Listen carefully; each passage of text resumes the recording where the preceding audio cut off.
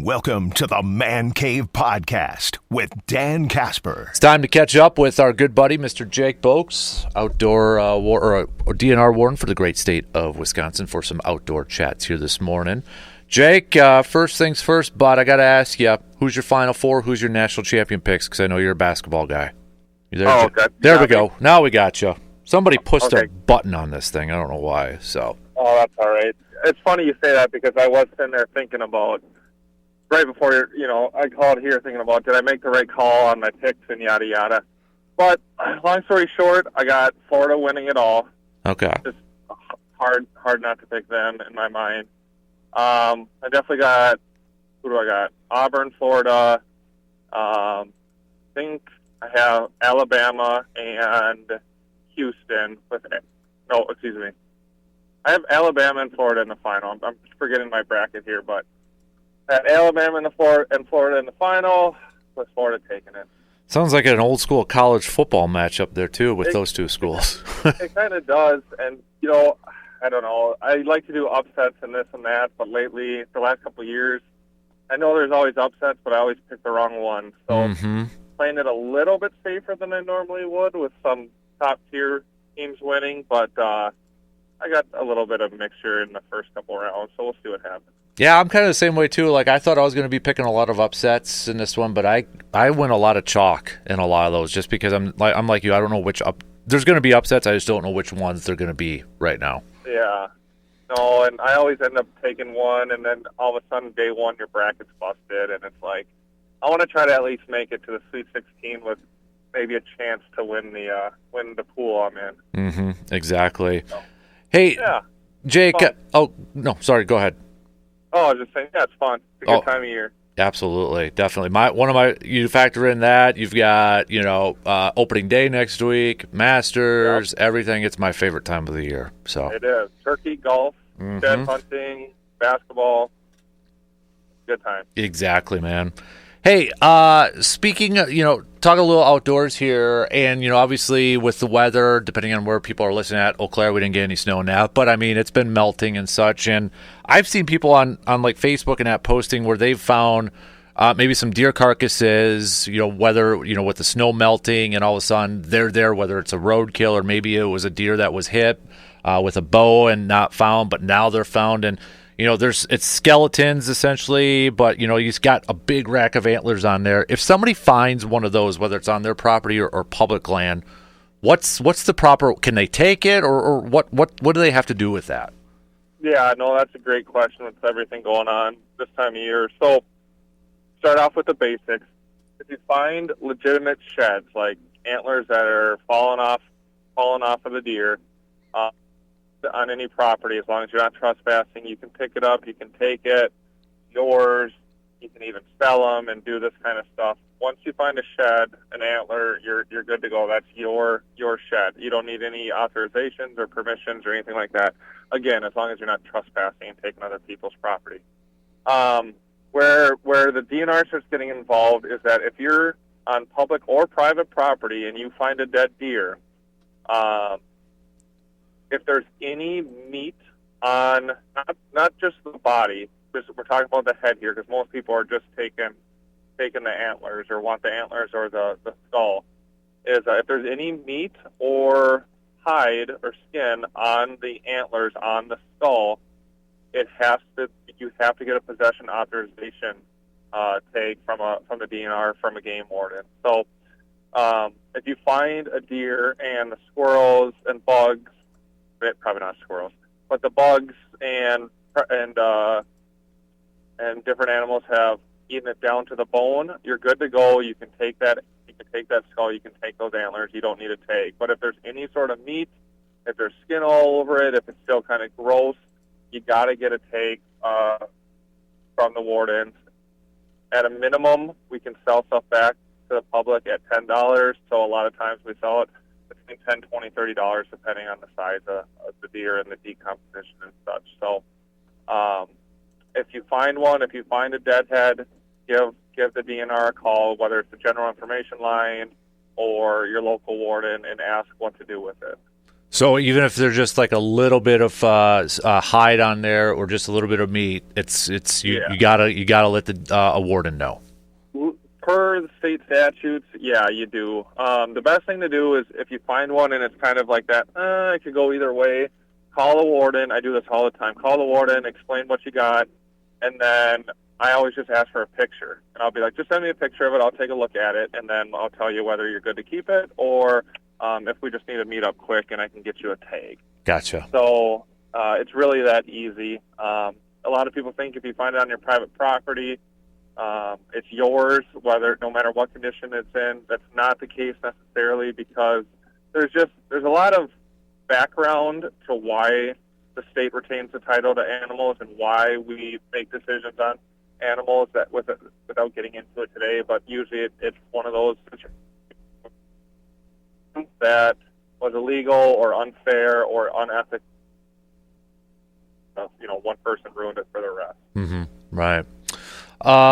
Jake, also this week, I mean, big week too if you're a turkey hunter, because those extra tags have gone on sale. Zone 4 is later today, but it's not for every week, because some are just not available. So everybody's got to go online and see what's available and what zones are available to purchase for today. Like Zone 4 is for today. Right. Yep. So every day of the week is a different zone. So Monday is Zone 1, Tuesday 2, Wednesday 3. Today is Zone 4, Thursday, which is our area. I mean, the lines around here south of us, but a lot of people around here are probably looking for Zone 4 tags. Zone 4 and Zone 1 had the least amount of extra bonus tags this year. Zone 4 only has 11,000, which sounds like a lot, but in reality, it's not, because the first 3 seasons, there aren't any bonus tags. The 4th season, they only had like 359 or something. So now you're pushing it all the way out to the 5th season, and there's only 7 or 6 or 7. And you gotta get it. I actually just left the service center, and I've never seen a line outside the front door, but there's 6-7 guys out there standing in line, and I guess I'm assuming they're playing. I hope they know that it doesn't open till 10. That's what I was going to say. Like, it's at 10 o'clock, and those guys, it's like Black Friday. They're already waiting online for that. It did look like Black Friday. Actually, I pulled up and I looked, and I'm like, what am I forgetting today? I wasn't thinking, bonus tags right away. I was thinking something else. And then I assumed that they're just like the old school way of buying it in person, and that's totally fine. But to their credit, you got to get in line, because our customer service staff can only help 1 or 2 people at a time here. Mm-hmm. So if you have the opportunity to do it online, which whether you like the new system or you don't, I guess something nice about it is instead of standing in a line to get a bonus tag, you can turn your phone on 15 minutes before 10 and virtually get in line. They'll randomly put you in a virtual line online, and then you just wait for your turn to buy a bonus tag for what's left. Mm-hmm. Exactly. Yeah. I've got my alarm set on my phone to make sure I do that, so I can get one bonus one out there too. Yeah, I think they're going to go quick. Mm-hmm. We usually do a turkey camp. A bunch of wardens retired for the 4th season, but with only 350 of them, I think it'd be pretty hard to get 5, 6, 7, 10 of them for the guys. So. Mm-hmm. We're going to push it back a week or 2 this year. Yeah, probably smart. Hey, also, too, I mean, because we are approaching the end of the month here, it might be a time, too, for your new fishing license, correct? Definitely. So, beginning in March, a month before, you can start buying new licenses for the next calendar year. So April Fool's Day or April 1st is the annual switch of your licenses, your license year. So it's always April Fool's Day. It's always April 1st, where your 2024 licenses are then invalid, and you now have to get a 25, 26 license. You can start buying them, and you can go online and buy them today. And if you are going to wait and get a bonus tag, be prepared to buy your license as well today. They don't let you buy a bonus harvest authorization without buying either a spring turkey license or, your patron's license. So for me personally, every year I buy a bonus tag, and every year that's the day I also get my patron's license. I get I put my applications in for bear in the fall for other trapping for bear species, and then I also actually at the same time I actually put in my request for the 2026 turkey season or my picks for that. So there's a lot you can do when you go to get a bonus steak today. Absolutely. So, like, for the rest of this month, Jake, maybe just kind of to revisit it, can people still go fishing in open water? I mean, there's different rules on what you can keep, I would imagine, right? Yeah. So the inland general inland season is technically closed. So if you're fishing on any inland waters, put an asterisk around that. But generally, on any inland waters right now, walleye season's closed, muskie season's closed, northern season's closed. Like most game fish seasons are closed, minus you can catch and release bass. Okay. Not perch, but panfish, perch included. Panfish is open year round. It's a harvest season year round for panfish, so you can go out any day of the year and catch panfish. But if you're going to be, casting rapalas on Lake Altoona today, it's got to be, you have to be intending to catch a bass. Otherwise, everything else is closed, and you'll get a ticket for fishing during a closed season. Gotcha. And does that open? Opening days in May. So yeah. Yeah, first weekend in May is always that. So like this is the time of year where there's refuges below a lot of dams, like the Altoona Dam.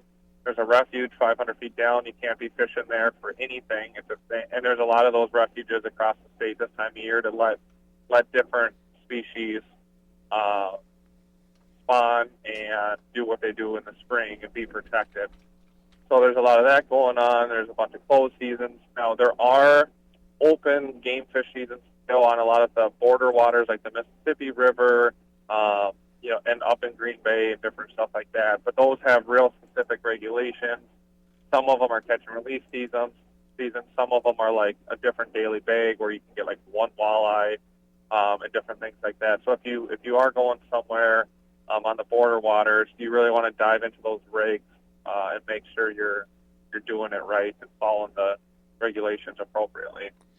Jake, before I let you go, I know this was earlier in the week and not necessarily maybe in our area, but obviously it was in the news, the 750-acre Big Island fire in Green Lake County.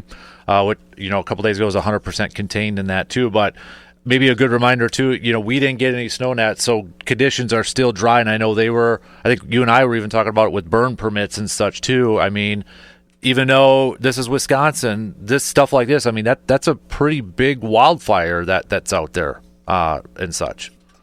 Yeah, yep. So even I am surprised at sometimes how many like wildfires we actually have going on any given day.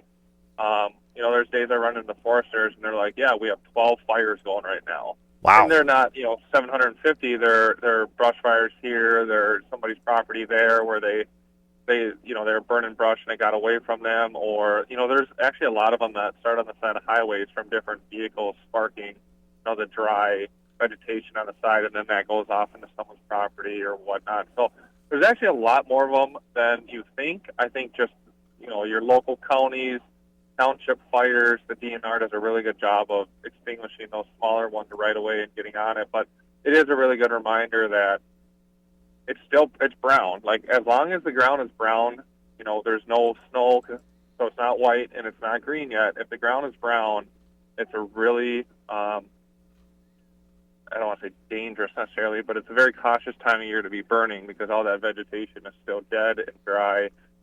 Usually there's not a ton of precipitation right now, and it's usually windy, so there's always good chances at burning or at wildfire. So you really want to check with your local DNR forester office, like we have in like Augusta, Jim Falls, even Eau Claire DNR Service Center, because they are all staffed with rangers, and this is what they do, foresters, and this is what they do. They're smart.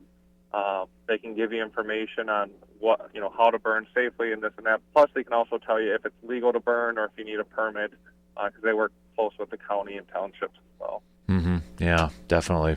Jake, before I let you go, anything else that you want to throw out there as reminders or anything? Yeah, just kind of on that first topic about, you find deer, you find antlers.